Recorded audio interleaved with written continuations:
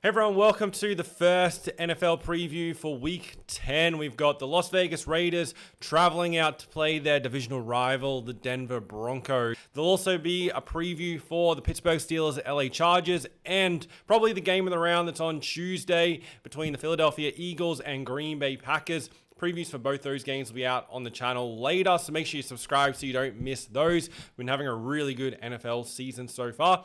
But in this video, we're going to focus on the Raiders-Broncos game. I'm going to share with you how I think it's going to play out, who I think is going to win, and why. So the Broncos are big favorites here. They're $1.17, laying 9.5 points, and the total is 42.5. As I mentioned, this is a divisional matchup. We've got two teams from the AFC West. We've got the top side leading the division, Denver, and the team in last in the Las Vegas Raiders. These sides played twice last season, as all divisional matchups do, and Denver won both games. The most recent one was in Las Vegas, and they won by 10 points, 29-19, and they won the home and corresponding fixture to this one, 34-18. So firstly, for Las Vegas, they are 2-6 on the season. They've only won one of their 4 away games, which was all the way back in Week 1 against the New England Patriots. They are last in the division, like way off the pace behind Kansas City, the LA Chargers, and Denver. So their season is basically done at this point. Being a divisional game, there's definitely pride on the line here. They're coming off an overtime loss at home against Jacksonville last week, where they missed the 2-point conversion going for the win. Jacksonville were able to tie the game up, send it to overtime. They got the possession, scored a touchdown. Las Vegas came back down the field, scored their own touchdown, went for the 2-point conversion to win the game as opposed to tie it, and they missed on that. Overall, the Raiders are pretty healthy on offense, only a couple of questionable players on defense. Then for Denver, they are leading the NFC West with a 7-2 record, but they definitely need to keep winning, as the Chargers are only 1 game behind and the Chiefs are 2 games behind, and we know those teams are going to keep on pushing, particularly the Chiefs. This season, Denver have a perfect 4-0 record at home. That record dates back to winning 9 straight games if you go back to last season. They're also riding a 6-game win streak this season that started back against Cincinnati in Week 4. Their only 2 losses with that 7-2 record this year were through last-second field goals, and they were against Indianapolis Colts and Los Angeles Chargers. So they've been well in the contest, if not winning every single game.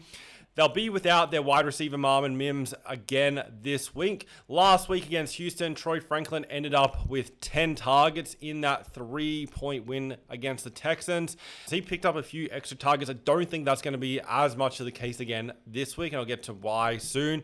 Denver do have a home game next week against the Chiefs, so I am keeping an eye on that. They'll want to be as fresh as possible going into that matchup against Kansas City, see if they can extend their lead or game's margin on the Chiefs, which that could be a very important game by the end of the season in terms of this NFC West. So I don't think Denver want to absolutely destroy themselves to try and get the win here against Las Vegas. They obviously need to make sure they win the game, but they don't want it to cost them a performance next week, which is just important. But the worst case scenario for them is looking 2 ahead at next week against the Chiefs, taking Las Vegas too lightly, and then somehow dropping this game, potentially losing next week. Now, it's a terrible fortnight for them. So I think first things first, like the coaching staff should have them just focused on this game to make sure they get the win here. And they do have the extended rest going into that game against Kansas City, as they play the Thursday night game this week, and then it's the Sunday game next week against the Chiefs. For Las Vegas, for them to win this game, what kind of needs to happen, as it's a really tough situation for them. They're on a short week, coming off an overtime loss. They need to travel to Denver. And in that game against Jacksonville, their defense was on the field for 43 minutes. They basically have given up 40-plus points in each of their last 3 road games as well. And the only time they didn't across those 3 was against Kansas City, and the Chiefs had a 31-0 lead in that game and then just coasted and ran down the clock for the rest of it. Las Vegas have allowed 25 or more points in 5 of their last 6 games, and the only team that didn't score that was the Tennessee Titans, who are one of the worst offensive teams.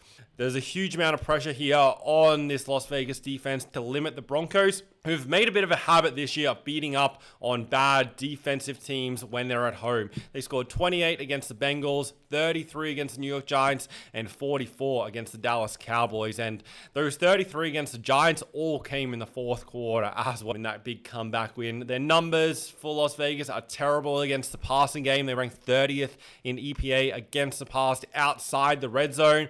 That suggests Denver will have no trouble moving the football down the field, especially since with J.K. Dobbins, they can run the ball pretty well too. Las Vegas, for them to win this game, they're going to be relying on their red zone defense to try and limit the touchdowns. They need to force Denver, when they get down the field, to just come away with a field goal and not with a touchdown. But it definitely seems unlikely that they're going to be able to do that of what we've seen so far. They also have problems on offense too, as this Las Vegas team virtually can't run the ball at all this season. Like, they can run it, but they're just not successful at doing it. And Denver are one of the top rush defenses anyway. That means Geno Smith is going to have to throw the ball quite a lot, if not for the majority of this game, particularly if they are chasing points. And now with Jacoby Myers being traded to Jacksonville, Brock Bowers, who's been a very good target, and Trey Tucker as his main wide receiver are going to be the main two. Last week in that game against Jacksonville, Brock Bowers had 13 targets for 12 catches and 127 yards. So expect him to be the focal point of this passing offense again this week. Denver aren't great against tight ends, but there also should be a big focus on trying to stop Bowers as well in this game. For Denver, they just need to stick to what's been working for them all year, and they should win this game. There's both on offense and defense. There's a huge discrepancy between the two teams. On that 6-game win streak they're on, they haven't even been forcing many turnovers. Sometimes teams can get away with winning games just because they were +3 in turnovers and got good field position and were able to turn it into points, whereas the other team didn't force any turnovers and they had to work the ball 70, 80 yards down the field in order to score. Denver, they rank 31st in opponent drive turnover percentage. Hence the reason, they're not forcing those turnovers. Their defense is just likely going to be too strong here and keep Las Vegas to a low score, minimal touchdowns.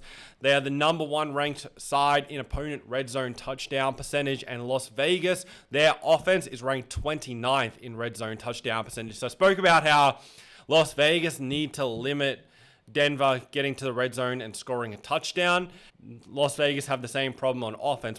If they get to the red zone, they're probably only going to get 2 or 3 opportunities based off numbers this season, and they're at polar opposites of being able to score a touchdown and stopping teams from scoring a touchdown. So overall, if Denver have their focus on this game, they're not looking ahead to Kansas City, they'll get the win easily, and realistically it should be a double-digit win, barring a late touchdown or something to Las Vegas late in the fourth quarter when the game's all but over. We saw some big upsets last week, like the Colts going down, the Packers going down, also Detroit going down.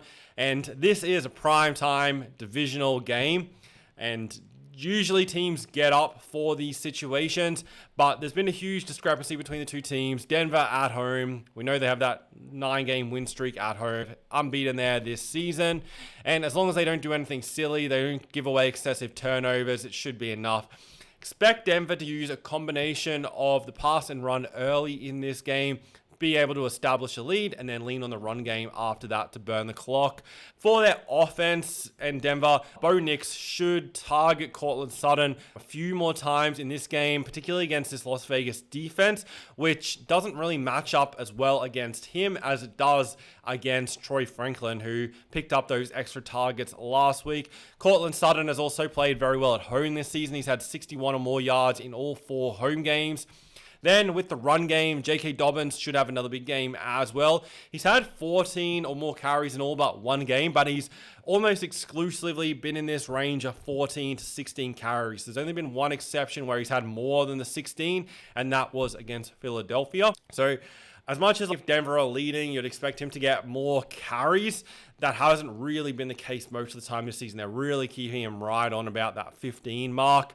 The other thing with Dobbins, he's had at least 61 yards in all but 1 game, which was the game against the New York Jets over in London earlier in the year. So I think he can be right in that 50-60 range. If he gets a big run, he can be pushing the 90 mark. The only reason he doesn't do that is if Denver score 3 quick touchdowns in the first quarter and a half, they've got a big lead, then RJ Harvey will probably pick up a few extra carries. He might get 8 or 10 carries, and that will limit the influence for Dobbins. So hopefully just Las Vegas can hang in there for the first half or at least 3 quarters, so these Denver players can pick up their numbers and we can continue our run here on the NFL. Brock Bowers is probably worth playing as well as the main receiver for Las Vegas, as he's probably going to get plenty of targets from Geno Smith, even though Denver should try to limit his impact. He just is that main go-to guy for this Raiders passing offense, and I think they're going to be having to pass the ball quite a lot. They're not going to be able to run the ball here. They're going to need a pass, and they're probably going to be chasing points as well. So that's my outlook on this game. Good luck if you're betting on it. Hopefully this video helps you with your decision-making process. That's why I like to do these videos, because the more information you can have to make the best decisions, the more money you're going to make from your bets. NFL is one of the most profitable sports you can bet on because of all the different options. I already posted a video explaining kind of this thing of why it's so good, of why it's such a good sport to bet on. So definitely check that out. Stay tuned for the previews for the Steelers, Chargers, and Eagles, Packers games. They'll be out on the channel later. If you want to follow all my NFL bets for week 10 and for the rest of the season, you can go to the link in the description, create your account, and you get all the plays, where to back them, and everything you need to follow along with the exact selections to profit on the NFL. Based on so far and what I've seen in previous seasons, we're just over halfway through the season. So for the rest of the year and into the playoffs, if you're a $50 bettor from the previous record, you should expect to profit around $1,500 to $2,000 through the rest of the season. But the good thing about this, there's no promotions, there's no limits or anything like that. You can split your bets across multiple bookmakers. So you can bet $100 units, $200 units, $500 units, whatever your bankroll allows you to do. So you can basically, if a $50 bettor makes $2,000, double that for a $100 bettor, 4x it for a $200 bettor. So definitely worthwhile doing this, particularly going through the summer. So definitely check it out. Thanks guys for watching. If you have any questions, put them in the comments. Love to hear your thoughts on this game as well, what you're thinking. Feel free to put that in the comments. I'll see you in the next video.